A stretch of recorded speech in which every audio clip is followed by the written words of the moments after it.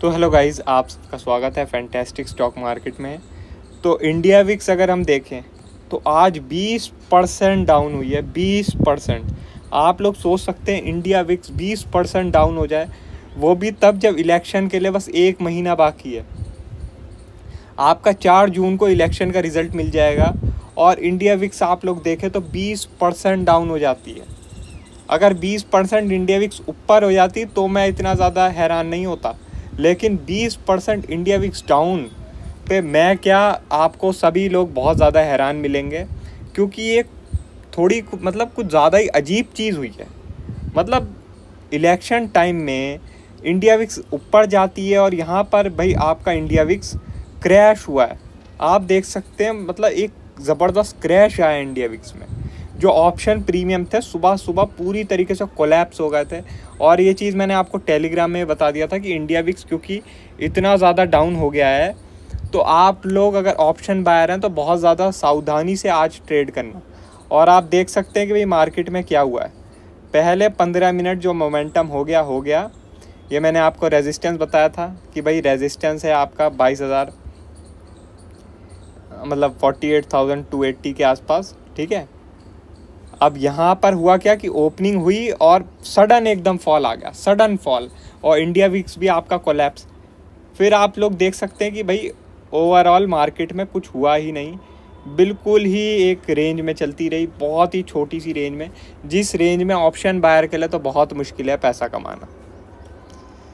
अब हमारा व्यू क्या था आज के लिए कि भाई आज हम लोग कॉल की तरफ बिल्कुल भी देखेंगे भी नहीं, ठीक है। कॉल की तरफ हमें बिल्कुल भी नहीं देखना है। हमारा यही था कि अगर हमें सेलिंग अपॉर्चुनिटी मिलती है तो हम सेल का ट्राई करेंगे। हमारा ये था कि अगर गैप अप होता है तब तो हमारी लॉटरी लग सकती है, ठीक है, लॉटरी। मगर मोमेंटम मिला, ठीक है, मोमेंटम आप लोग देख सकते हैं मिला भी, लेकिन ये इतना फास्ट था कि मुझे लगता नहीं है कि ज़्यादा कोई लोगों ने इसका लाभ उठा पाए होंगे। बल्कि मैं आपको सच बताऊं तो मैं भी देखता ही रह गया, इतना फास्ट मोमेंटम था। जो भी आज मैंने प्रॉफिट भी किया है ना, वो इसकी वजह से किया है क्योंकि मैं ऑप्शन सेलर हूँ। तो कॉल में मुझे थोड़ा बहुत डीके मिल गया तो उसकी वजह से मेरा प्रॉफिट हो गया। बाकी ऑप्शन बायर अगर कोई है तो भाई उसने अगर प्रॉफिट किया तो उसकी स्किल को दाद देनी पड़ेगी, क्योंकि एज एन ऑप्शन बायर इतनी ज़्यादा साइडवेज मार्केट में प्रॉफिट करना हर किसी के बस की नहीं। ज़रा हम आगे की बात करते हैं कि आगे क्या हो सकता है। इंडिया विक्स की भी बात करते हैं कि इंडिया विक्स आगे क्या कर सकती है, ठीक है। सबसे पहले लेकिन हम लोग डेली टाइम फ्रेम खोल लेते हैं बैंक निफ्टी में। तो बैंक निफ्टी में हम लोग देख रहे हैं लगातार 2 रेड कैंडल बन चुकी है, ठीक है। कल बहुत लोग सोच रहे थे कि भाई बैंक निफ्टी आपका ऊपर निकल जाएगा, बैंक निफ्टी ये कर देगा, बैंक निफ्टी वो कर देगा, लेकिन मैंने आपको बिल्कुल क्लियर वर्ड्स में बोला था कि आज ट्यूसडे के दिन मैं बिल्कुल भी कॉल की तरफ देखूंगा भी नहीं, मैं केवल सेलिंग अपॉर्चुनिटी देखूंगा। अब वो बात अलग है कि सेल की भी ज़्यादा कुछ अपॉर्चुनिटी मिली नहीं, लेकिन अगर आपने कॉल बाय किया हो तो फिर तो आप जानते हैं कि कॉल का क्या हाल हुआ है आज, ठीक है। आज की अगर कैंडल देखें तो एक नेगेटिव कैंडल बनी है। कम से कम बैंक निफ्टी को 47,700 तक तो आना चाहिए आज की कैंडल के हिसाब से। लेकिन हम लोग कैसे काम करेंगे उसका मैं आपको 15 मिनट के चार्ट पे बता देता हूँ कि हमारा क्या गेम प्लान रहेगा कल के लिए, ठीक है। आज की कैंडल देख के तो थोड़ा नेगेटिव ही लग रहा है, 47,700 का टारगेट लग रहा है बैंक निफ्टी में आता हुआ। लेकिन भाई हमें प्ले कैसे करना है उसके लिए मैं 15 मिनट के चार्ट पे आपको ले चलता हूँ। और 15 मिनट के चार्ट पे हम लोग सिंपल एक काम कर लेंगे कि ये जो लेवल है आपका 47,900, इसी लेवल की बात मैंने आज टेलीग्राम पे भी की थी कि अगर 47,900 के नीचे निकल जाता है बैंक निफ्टी तो हम और फॉल देख लेंगे, वरना फिर हम वही साइडवेज देखेंगे, ठीक है। तो 47,900 कल के लिए भी बहुत इंपॉर्टेंट रहेगा। 47,900 के अगर नीचे बैंक निफ्टी निकल जाता है तो हम 47,700 तक का टारगेट देख सकते हैं, और 700 के नीचे अगर सस्टेन होने लग गया तो हम 500 तक का भी टारगेट देख सकते हैं, ठीक है। अब लेकिन मैं आपको एक चीज़ बता देता हूँ, अब जैसे कि मैंने आपको आज ट्यूसडे के लिए बोला था कि मैं कॉल की तरफ बिल्कुल भी नहीं देखूंगा, लेकिन कल वेडनेसडे के लिए मैं ऐसा नहीं बोलता हूँ आपको। कल मैं आपको वेडनेसडे के लिए बोलता हूँ कि अगर ये 48,100 के ऊपर निकल गया, ठीक है, 48,100 के ऊपर निकल गया बैंक निफ्टी, तो फिर मैं कॉल की तरफ भी देख सकता हूँ और मेरा टारगेट जो है 48,400 तक रह सकता है, ठीक है, 48,400 तक, ठीक है। एक बात और बता देता हूँ आपको कि अगर गैप अप या गैप डाउन हो गया, ठीक है, तो जो पहली 15 मिनट की कैंडल है ना, वो बहुत इंपॉर्टेंट रहेगी, उसे आप लोग फॉलो करना। अगर पहले 15 मिनट की कैंडल के ऊपर मार्केट रहती है, ठीक है, और 48,100 के ऊपर भी रहती है, तो हम थोड़ा बुलिश रह सकते हैं। और पहली 15 मिनट के नीचे रहती है मार्केट और 47,900 के भी नीचे रहती है, तो हम बियरिश रह सकते हैं, ठीक है। और उन्हीं टारगेट के लिए जो मैंने आपको अभी थोड़ी देर पहले बताए हैं। अब ज़रा हम निफ्टी की बात करते हैं। तो निफ्टी में क्या है कि 22,350 एक इम्पॉर्टेंट सपोर्ट लेवल है।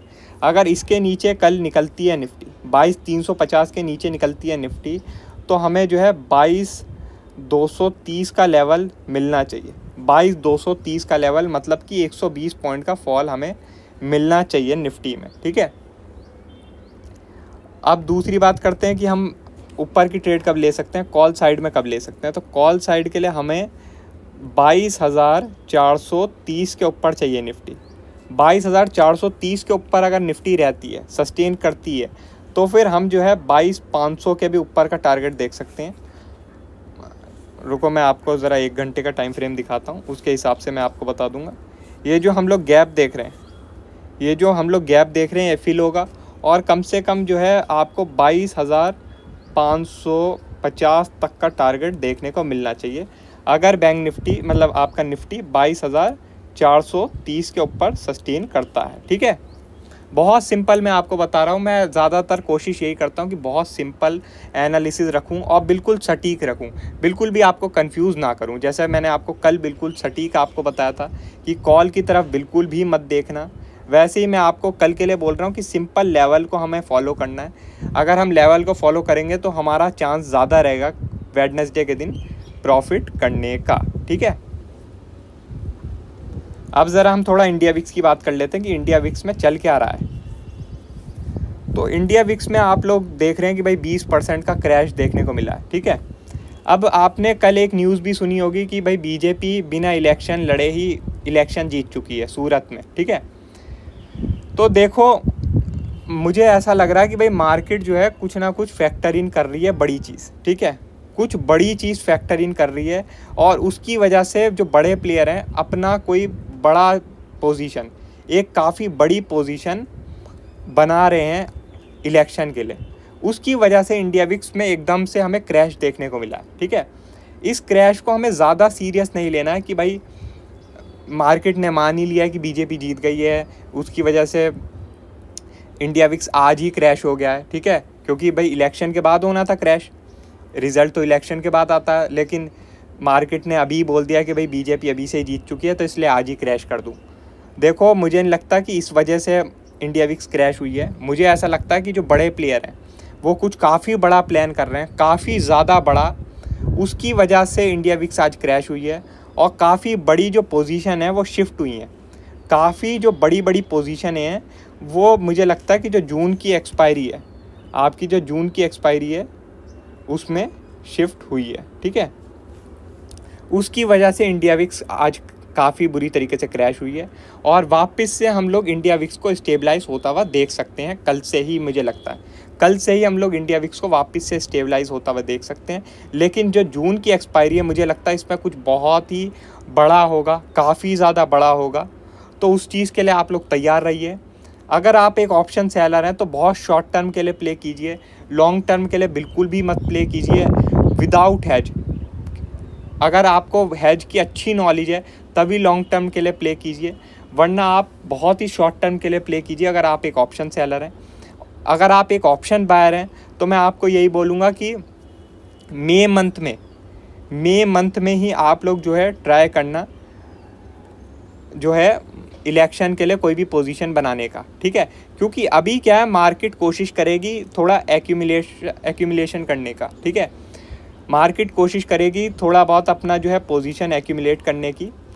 तो मेरे हिसाब से मई मंथ का जो मिड होगा, या मतलब मई 10 या मई 12 के बाद से जो है हम शायद से कोई प्रॉपर मोमेंटम देखेंगे।